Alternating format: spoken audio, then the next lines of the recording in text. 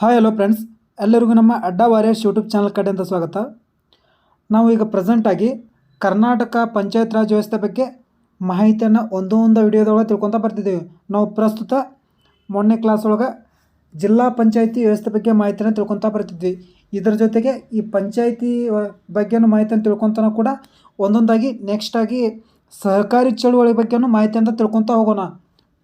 ಹಾಗಾಗಿ ಒಂದೊಂದು class free ಇದ್ದಾಗ ಒಂದೊಂದು ಕ್ಲಾಸ್ ಇದ್ರ ಬಗ್ಗೆನೂ ಮಾಡ್ಕೊತಾ ಹೋಗೋಣ. ಯಾವ ರೀತಿಯಪ್ಪ ಅಂದರೆ, ಮುಂಬರುವ ವಿಲೇಜ್ ಅಕೌಂಟ್ ಎಕ್ಸಾಮ್ ಆಗಲಿ, PDO ಎಕ್ಸಾಮ್ ಆಗಲಿ, ಗ್ರೂಪ್ C ಎಕ್ಸಾಮ್ ಆಗಲಿ, ಗ್ರೂಪ್ P ಎಕ್ಸಾಮ್ ಆಗಲಿ, ಈ ಥರ ಎಕ್ಸಾಮ್ ಒಳಗೆ ಇತ್ತೀಚಿನ ಟ್ರೆಂಡ್ ಒಳಗೆ ಸಹಕಾರಿ ಚಳುವಳಿ ಬಗ್ಗೆನೂ 5ರಿಂದ 6 ಕ್ವಶನ್ ಬರ್ತಿದ್ದಾವೆ. ಅದರಲ್ಲಂತೂ ಈ ವಿಲೇಜ್ ಅಕೌಂಟ್ ಆಗಲಿ ಮತ್ತು ಈ PDO ಒಳಗಾಗಲಿ ಸಿಲೆಬಸ್ ಒಳಗೆ ಅದನ್ನು ಮೆನ್ಷನ್ ಮಾಡೇ ಬಿಟ್ಟಿದ್ದಾನೆ. ಸಹಕಾರಿ ಚಳುವಳಿ ಬಗ್ಗೆ ಕೇಳ್ತೀವಂತ ಮೆನ್ಷನ್ ಮಾಡಿದಾನೆ. ಆದ ಕಾರಣ ಇದ್ರ ಬಗ್ಗೆನೂ ಒಂದೊಂದಾಗಿ ಕ್ಲಾಸ್ ಮಾಡ್ತಾ ಇದ್ರ ಬಗ್ಗೆನೂ ಸಂಪೂರ್ಣ ಮಾಹಿತಿನ ತಿಳ್ಕೊತಾ ಹೋಗೋಣ. ಇವತ್ತಿನ ನೋಡಿದ್ರೊಳಗೆ ಒಂದು ಕಡೆ ಪಂಚಾಯತಿ ಬಗ್ಗೆನೂ ತಿಳ್ಕೊಣ, ಒಂದು ಕಡೆ ಈ ಸಹಕಾರಿ ಚಳುವಳಿ ಬಗ್ಗೆನೂ ತಿಳ್ಕೊತಾ ಹೋಗೋಣ. ಹಾಗಾದರೆ ಇವತ್ತಿನ ಕ್ಲಾಸ್ ಒಳಗೆ ಸಹಕಾರಿ ಚಳುವಳಿ ಪ್ರಥಮ ಬಾರಿಗೆ ಯಾವ ರಾಷ್ಟ್ರದಲ್ಲಿ ಸ್ಥಾಪನೆ ಆಯಿತು, ನಮ್ಮ ಭಾರತಕ್ಕೆ ಹೇಗೆ ಪರಿಚಯ ಆಯಿತು ಅಂತ ಒಂದೊಂದಾಗಿ ಸಂಕ್ಷಿಪ್ತವಾಗಿ ಒಂದು ಪೀಠಿಕೆನ ನೋಡ್ತಾ ಹೋಗೋಣ ಇವತ್ತಿನ ಕ್ಲಾಸ್ ಒಳಗೆ. ಇದ್ರ ಬಗ್ಗೆ ನೋಡೋದಾಗಿದ್ರೆ, ಮೊದಲ ಬಾರಿಗೆ ಸಹಕಾರಿ ಚಳುವಳಿ ಎಂಬುದು ಯಾವಾಗ ಸ್ಥಾಪನೆ ಆಗುತ್ತೋ 19ನೇ ಶತಮಾನದೊಳಗೆ ಯುನೈಟೆಡ್ ಕಿಂಗ್ಡಮ್ ಅಂದರೆ ಬ್ರಿಟನ್ ಮತ್ತು USA ಒಳಗೆ ಪ್ರಾರಂಭವಾಗುತ್ತೆ. ಎಲ್ಲೇ ಯುನೈಟೆಡ್ ಕಿಂಗ್ಡಮ್ ಮತ್ತು ಅಮೇರಿಕಾ ಸಂಸ್ಥಾನದಲ್ಲಿ 19ನೇ ಶತಮಾನದೊಳಗೆ ಪ್ರಾರಂಭವಾಗುತ್ತೆ. ಹಾಗಾದರೆ ಯಾರು ಪ್ರಾರಂಭ ಮಾಡ್ತಾರಪ್ಪ ಅಂದ್ರೆ, ರಾಬರ್ಟ್ ಓರ್ವನ್ ಎಂಬ ಒಬ್ಬ ವ್ಯಕ್ತಿ 1975 ಮತ್ತು 1885 ಈ ಕಾಲಾವಧಿ ಒಳಗೆ ಇವರು ಪರಿಚಯ ಮಾಡ್ತಾರೆ. ಆದ ಕಾರಣ ಇವರನ್ನು ಸಹಕಾರಿ ಚಳುವಳಿಯ ಪಿತಾಮಹ ಅಂತ ಕರೀತಾರೆ. ಜಗತ್ತಿನ ಸಹಕಾರಿ ಚಳುವಳಿ ಪಿತಾಮಹ ಅಂದರೆ ಯಾರು? ರಾಬರ್ಟ್ ಓರ್ವನ್. ಹಾಗಾದರೆ ನಮ್ಮ ಭಾರತದ ಸಹಕಾರಿ ಚಳುವಳಿ ಪಿತಾಮಹ ಅಂತ ಯಾರನ್ನು ಕರೀತಾರೆ? ಸಿದ್ದನಗೌಡ ಸಂರಾಮನಗೌಡ ಪಾಟೀಲ್. ಎಲ್ಲಿಯವರು? ಇದೇ ನಮ್ಮ ಕರ್ನಾಟಕದ ಗದಗ ಜಿಲ್ಲೆಯ ಕನಿಗಾಳಂಬ ಗ್ರಾಮ ಬರುತ್ತೆ, ಆ ಗ್ರಾಮದವರು ಇವರು. ಇಲ್ಲಿದೆ ನೋಡಿ ಸ್ನೇಹಿತರೆ, ಭಾರತದ ಸಹಕಾರಿ ಚಳುವಳಿ ಪಿತಾಮಹ ಅಂತ ಯಾರು ಕರೀತಾರೆ? SS ಪಾಟೀಲ್ ಇವರನ್ನು ಕರೀತಾರೆ. ನೆಕ್ಸ್ಟ್ ನೋಡೋದಾಗಿದ್ರೆ, 1884 ಅಂದರೆ 1884ರಲ್ಲಿ ಇಂಗ್ಲೆಂಡಿನೊಳಗೆ ರಾಜ್ಡೆಲ್ ವಯೋನಿಕ್ ಎಂಬ ಒಂದು ಲ್ಯಾಂಕಾಷೈರ್ ಎಂಬ ಆಧುನಿಕ ಸಹಕಾರಿ ಚಳುವಳಿ ಒಂದು ಗುಂಪು, 28 ಜನರ ಒಂದು ಗುಂಪು ಈ ಸಹಕಾರಿ ಚಳುವಳಿಯನ್ನು ಮೊದಲ ಬಾರಿಗೆ ಪರಿಚಯ ಮಾಡುತ್ತೆ. ಇಲ್ಲಿ ಇಂಗ್ಲೆಂಡ್ದೊಳಗೆ ರಾಜ್ಡೆಲ್ ವಯೋನಿಕ್ ಲ್ಯಾಂಕಾಷೈರ್ ಎಂಬ ಒಂದು ಕಂಪ್ನಿ ಇದು. ಹಾಗಾದರೆ ಇದು ನಮ್ಮ ಭಾರತಕ್ಕೆ 1904ರಲ್ಲಿ ಸಹಕಾರಿ ಚಳುವಳಿ ಪ್ರಥಮ ಬಾರಿಗೆ ಭಾರತದಲ್ಲಿ ಪರಿಚಯವಾಗುತ್ತೆ. ಅಂದಿನ ಗವರ್ನರ್ ಯಾರು ಇರ್ತಾರಪ್ಪ ಅಂದ್ರೆ ನಮ್ಮ ಭಾರತದೊಳಗೆ ಲಾರ್ಡ್ ಕರ್ಜನ್ ಅವರು ಇರ್ತಾರೆ. ನೆಕ್ಸ್ಟ್ ಇದೇ ರೀತಿಯಾಗಿ ನೋಡೋದಾಗಿದ್ರೆ 1919 ಮಾಂಟಿಗೋ ಜೇಮ್ಸ್ಬರ್ಗ್ ಕಾಯ್ದೆ ಬರುತ್ತಲ್ಲ, ಅದರಲ್ಲಿ ಈ ಸಹಕಾರಿ ಚಳುವಳಿ ಎಂಬುದನ್ನು ರಾಜ್ಯಗಳ ಆಡಳಿತ ಕಾಯ್ದೆ ಒಳಗೆ ಸಹಕಾರಿ ಚಳುವಳಿಯ ನಿಯಮಗಳು ಸೇರ್ಬೇಕಂತ ಒಂದು ಕಾಯ್ದೆಯನ್ನು ಕೂಡ 1919 ಒಂದು ಪ್ರಮುಖ ಕಾಯ್ದೆ ಆದ ಮಾಂಟಿಗೋ ಜೇಮ್ಸ್ಬರ್ಗ್ ಕಾಯ್ದೆ ಒಳಗೆ ಬರುತ್ತೆ.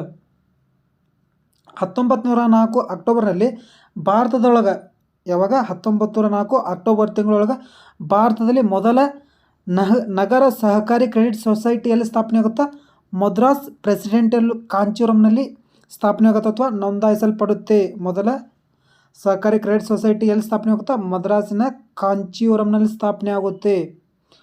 ಹಾಗಾದರೆ ಇದು ಸೊಸೈಟಿ ಆಯಿತು. ಇನ್ನು ಮೊದಲ ಕೋಆಪರೇಟಿವ್ ಬ್ಯಾಂಕ್ ಎಲ್ಲಿ ಸ್ಥಾಪನೆ ಆಗೈತಪ್ಪ ಅಂದ್ರೆ ಭಾರತದೊಳಗೆ ಅನ್ನೋನೆಲ್ಲ ಕೋಆಪರೇಟಿವ್ ಬ್ಯಾಂಕ್ ಅಂತ ಬರುತ್ತೆ. ಎಲ್ಲಿದೆ ಇದು? ಗುಜರಾತ್ನ ವಡೋದರಾದಲ್ಲಿ ಸ್ಥಾಪನೆ ಆಗುತ್ತೆ. ಇದು ಭಾರತದ ಮೊಟ್ಟ ಮೊದಲ ಕೋಆಪರೇಟಿವ್ ಬ್ಯಾಂಕ್ ಸ್ನೇಹಿತರೆ.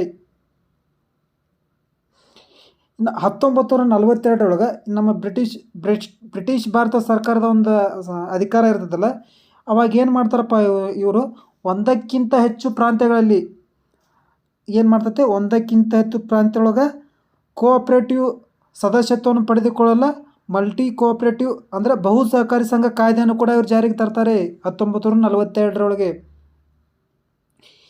ಇದೇ ರೀತಿಯಾಗಿ ನಮ್ಮ ಸ್ವಾತಂತ್ರ್ಯ ಸಿಕ್ಕ ನಂತರ ನಮ್ಮ ಭಾರತ ಸರ್ಕಾರ ಒಂದು NDC ಅಂತ ಇರ್ತಾರೆ, ರಾಷ್ಟ್ರೀಯ ಅಭಿವೃದ್ಧಿ ಮಂಡಳಿ ಅಂತ ಇರುತ್ತೆ. ಇದೇನು ಮಾಡ್ತಪ್ಪ ಅಂದ್ರೆ 1958ರಲ್ಲಿ ಸಹಕಾರಿ ಸಂಘಗಳ ಮೇಲೆ ಒಂದು ನೀತಿಯನ್ನು ರೂಪಿಸಿ ಅದನ್ನು ಅದಕ್ಕೊಂದು ತರಬೇತಿ ನೀಡಬೇಕಂತ ಒಂದು ತರಬೇತಿ ಸಂಸ್ಥೆಯನ್ನು ಕೂಡ ಸ್ಥಾಪನೆ ಮಾಡುತ್ತೆ. ಆವಾಗ ಸರ್ಕಾರಿ ಅನ್ನೋದನ್ನು ತನ್ನ ಹತೋಟಿಯಲ್ಲಿ ತೊಗೊಂಡುತ್ತೆ ಕೇಂದ್ರ ಸರ್ಕಾರ. ಇದನ್ನು ನೋಡಿಕೊಂಡು 1984ರಲ್ಲಿ ಪಾರ್ಲಿಮೆಂಟಲ್ಲಿ ಮತ್ತೊಂದು ಕಾಯ್ದೆ ಪಾಸಾಗುತ್ತೆ. ಏನಂತಪ್ಪ ಅಂದರೆ, ಮಲ್ಟಿ ಕೋಆಪರೇಟಿವ್ ಸೊಸೈಟಿ ಕಾಯ್ದೆ ಕೂಡ 1984ರಲ್ಲಿ ಸ್ಥಾಪನೆಯಾಗುತ್ತೆ ಅಥವಾ ಜಾರಿಗೆ ಬರುತ್ತೆ. ಇದು ನೆನಪಿಟ್ಕೊಳ್ಳಿ, ಇದು very very important. Multi cooperative society act ಯಾವಾಗ ಜಾರಿಗೆ ಬರುತ್ತಪ್ಪ ಅಂದ್ರೆ 1984ರೊಳಗೆ ಬರುತ್ತೆ. ನೆಕ್ಸ್ಟ್ ನೋಡೋದಾಗಿದ್ರೆ ಭಾರತದಲ್ಲಿ ಸಹಕಾರಿ ಚಳವಳಿಗೆ ಒಂದು ಬ್ರಿಟಿಷ್ ಸರ್ಕಾರದ ಒಬ್ಬರು ಅಧಿಕಾರಿ ಇರ್ತಾನೆ. ಯಾರು? ಮದ್ರಾಸ್ನಲ್ಲಿ ಒಬ್ಬ ಅಧಿಕಾರಿ ಇರ್ತಾನೆ, ಫೆಡ್ರಿಕ್ ನಿಕೋಲ್ಸನ್ ಎಂಬುವ. ಆತ ಒಂದು ವರದಿಯನ್ನು ಕೂಡ ಕಳಿಸ್ತಾನೆ ಬ್ರಿಟಿಷ್ ಸರ್ಕಾರಕ್ಕೆ. ಆ ವರದಿ ಆಧಾರದ ಮೇಲೆ ಭಾರತದಲ್ಲಿ ಸಹಕಾರಿ ಚಳವಳಿ ಎಂಬುದು 1904ರಲ್ಲಿ ಕೂಡ ಒಂದು ಪರಿಚಯ ಕೂಡ ಆಗುತ್ತೆ ಇಲ್ಲಿ.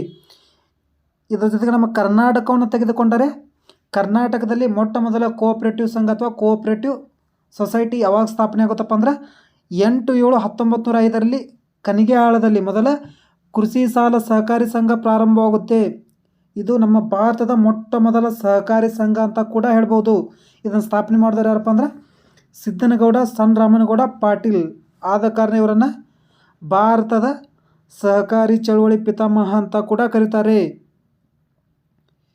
ಇದು ನಮ್ಮ ಭಾರತದಲ್ಲಿ ಅಷ್ಟೇ ಅಲ್ಲ, ಏಷ್ಯಾದಲ್ಲೇ ಸ್ಥಾಪನೆಯಾದ ಮೊಟ್ಟ ಮೊದಲ ಕೋಆಪರೇಟಿವ್ ಸಂಘ ಅಂತ ಕೂಡ ಪ್ರಸಿದ್ಧಿಯನ್ನು ಕೂಡ ಪಡೆದಿದೆ. ಇದು ಇಂದಿನ ಗದಗ ಜಿಲ್ಲೆಯೊಳಗೆ ಬರುತ್ತೆ, ಕನಿಗೆಹಾಳ ಎಂಬುದು. ಇದರ ಜೊತೆಗೆ ನಮ್ಮ ಭಾರತದಲ್ಲಿ ನಮ್ಮ ಕರ್ನಾಟಕ ಸಹಕಾರಿ ಚಳವಳಿಗೆ ಎಷ್ಟನೇ ಸ್ಥಾನದೊಳಗಿದೆಯಪ್ಪ ಅಂದ್ರೆ 3ನೇ ಸ್ಥಾನದಲ್ಲಿದೆ. ಎಷ್ಟನೇ ಸ್ಥಾನದೊಳಗಿದೆ? 3ನೇ ಸ್ಥಾನದಲ್ಲಿದೆ. ಇನ್ನು 1ನೇ ಸ್ಥಾನದೊಳಗೆ ಯಾವುದಿದೆಯಪ್ಪ ಅಂದ್ರೆ ಗುಜರಾತ್ ರಾಜ್ಯ ಕೋಆಪರೇಟಿವ್ ಇದ್ರ ಆ್ಯಕ್ಟ್ ಒಳಗೆ 1ನೇ ಸ್ಥಾನದಲ್ಲಿ. ಸಹಕಾರಿ ಚಳವಳಿಗೆ ಗುಜರಾತ್ ರಾಜ್ಯ ಮೊದಲ ಸ್ಥಾನದಲ್ಲಿ ಕಂಡು ಬರುತ್ತೆ. ಇನ್ನು 2ನೇ ಸ್ಥಾನದೊಳಗೆ ಯಾವ್ದು ಕಂಡು ಬರುತ್ತೆ? ಮಹಾರಾಷ್ಟ್ರ ಕಂಡು ಬರುತ್ತೆ. ಇದನ್ನೆಲ್ಲ ನೋಡಿಕೊಂಡು ಇದಕ್ಕೊಂದು ನಮ್ಮ ಸಂವಿಧಾನದೊಳಗೆ ಇದಕ್ಕೊಂದು ಚೌಕಟ್ಟನ್ನು ನೀಡ್ಬೇಕಂತೇಳಿ ಸಂವಿಧಾನದ ಒಂದು ನಿಬಂಧನೆಯನ್ನು ಕೂಡ ಮಾಡ್ತಾರೆ. ಯಾವಾಗ? 97ನೇ ತಿದ್ದುಪಡಿ ಮಾಡ್ತಾರೆ 2011ರಲ್ಲಿ. ಈ ಸಂವಿಧಾನ ತಿದ್ದುಪಡಿ ಎಷ್ಟನೇ ತಿದ್ದುಪಡಿ? 97ನೇ ತಿದ್ದುಪಡಿ ಕಾಯ್ದೆ 2011ರಿಂದ ತಿದ್ದುಪಡಿ ಮಸೂದೆಯನ್ನು ಮಾಡ್ತಾರೆ. ಇದು ಏನು ಹೇಳ್ತಪ್ಪ ಅಂದ್ರೆ ಭಾರತದಲ್ಲಿ ಕಾರ್ಯನಿರ್ವಹಿಸುತ್ತಿರುವ ಸಹಕಾರಿ ಚಳವಳಿಗೆ ಸಂಬಂಧಿಸಿದಂತೆ ಸಂವಿಧಾನದ ಭಾಗ 9B ಒಳಗೆ ಒಂದು ಸಂವಿಧಾನದ ಭಾಗ 9B ಒಳಗೆ ವಿಧಿ 743 ZSನಿಂದ ವಿಧಿ 743 ZTವರೆಗೆ ಒಂದು ವಿಧಿಯನ್ನು ಇದು ಮಾಡಿ ಇದು ನಮ್ಮ ಭಾರತ ಸಂವಿಧಾನಕ್ಕೆ ಸೇರ್ಪಡೆಯನ್ನು ಮಾಡ್ತಾರೆ.